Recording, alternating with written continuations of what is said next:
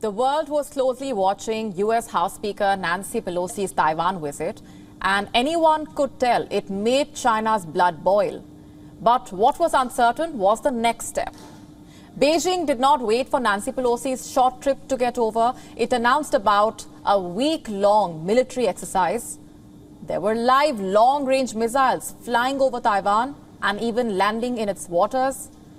It was seen as a deliberate attempt by China to threaten Taiwan for its decisions.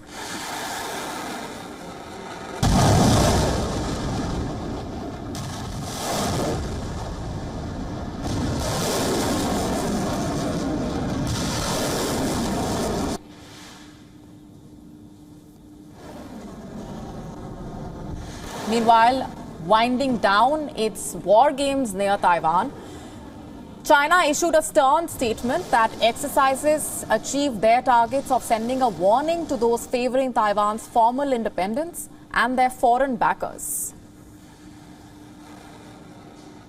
The Eastern Theater Command of the Chinese People's Liberation Army has recently carried out a series of joint military operations involving troops of multiple services and arms in the waters and airspace of the Taiwan island.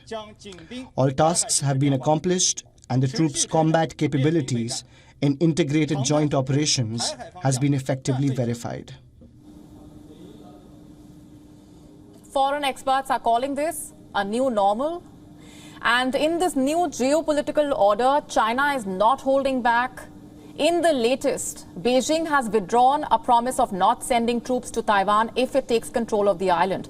This signals a decision by the Chinese President Xi Jinping to grant less autonomy than previously offered. The paper also stated that China will tolerate no foreign interference in Taiwan.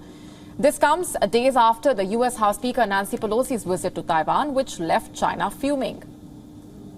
This is the first white paper on Taiwan since Xi Jinping came to power, and with this white paper, China has refused to rule out force in its bid for unification and has blamed the island's independence-seeking ruling party for deepening the dispute with Beijing.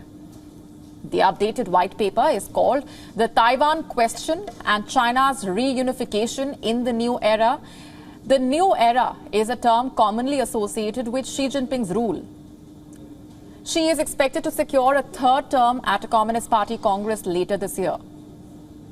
China had said in two previous white papers on Taiwan in 1993 and 2000 that it will not send troops or administrative personnel to be based in Taiwan after achieving what Beijing terms reunification. This line meant to assure Taiwan it would enjoy autonomy after becoming a special administrative region of China.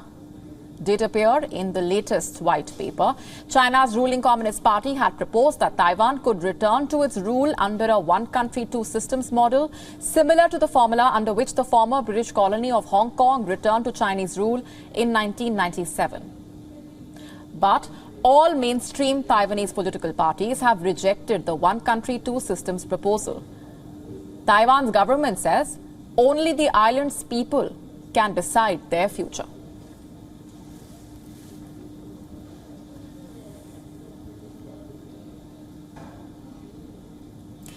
And for more on this, with me on the broadcast this minute is Paul Huang from Washington, D.C. Paul is a research fellow at Taiwanese Public Opinion Foundation and a senior journalist. Paul, good to have you here with us. How crucial is this white paper by China on Taiwan? Thank you for having me. Well, this white paper that was just published, the one thing I noticed about it was when it was published on Wednesday, Taiwan time, the China-Taiwan time zone, it was published without an English translation simultaneously, which is quite unusual. This suggests that it was published on a rush, that it was prompted by the decision from the high up to get it out as soon as possible. And that suggests to me that there were a lot of pressure from Beijing to get this out very soon. Otherwise, they would have waited for a full English translation. Well, in fact, I think the English translation was just put online, maybe like 12 hours after the Chinese one was out. And I think that really suggests that Pelosi's visit to Beijing by surprise, or at least forced their hand, so that they decided to publish this white paper on a rush. Now, in terms of actual substance, well, this white paper, it gives Taiwan even less space, so to speak. A lot of things that it laid out are similar to what the previous two white papers, but there are some subtle differences. So, for example, the Republic of China, which is Taiwan's official constitutional name, this white paper mentioned it. I think I mentioned it 3 times, but it doesn't even recognize that the Taiwan's that it recognized even less of this Republic of China framework comparing to the 2 previous white paper, which suggests that they are giving Taiwan even less saying to be kept after the so-called unification. And furthermore, this white paper really tried very hard to link the one China, so-called the one China principle, and with the 92 consensus together.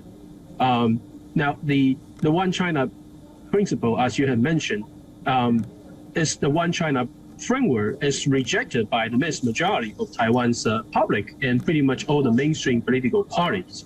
Right. But what's unique about it is this white paper is that it seems to be making the case that the one China principle and the 92 consensus is one and the same, which because the major opposition party, Kuomintang, KMT, when at least historically used to embrace the so-called 92 consensus, which stipulates that there are things that both sides agree but also disagree. Now, by linking this together, I think what Beijing is saying is there's no more disagreement.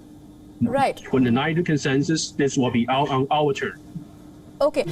Paul, let's also talk about how the United States has vowed support for Taiwan, but to what extent will it actually support Taiwan if China does decide to invade the island nation? Well, there is no formal defense treaty between Taiwan and the United States. The Taiwan the Taiwan Relations Act, which people know about, it does not obligate the United States to send troops to Taiwan if China invades. In fact, it only says that the United States is obligated to provide arms to Taiwan sufficient for its self-defense, which means that if China attacks, the U.S. decision maker may very well do little or do nothing, depends on the circumstances, political expediency. And I think my view on this, as a realist, is the stronger China's military, combined political economy, power are, the less likely the United States will intervene if China were to attack Taiwan, because they will mean higher risk, higher casualties on the part of the United States. So we know that the balance of force, the balance across the strait between China, between the United States, has been tilting toward China's side, favoring China. The Chinese People's Liberation Army has become stronger every year in quantitative terms, and it has decisive, I would say very decisive advantages in firepower, in long-range firepower projection.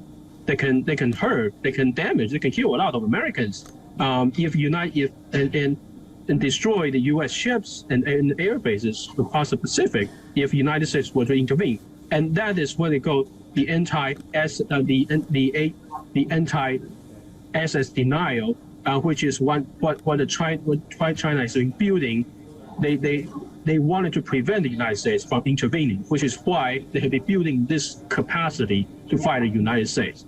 But they believe by building that much capacity, when the time comes, the United States wouldn't actually intervene to support Taiwan, to defend Taiwan at all.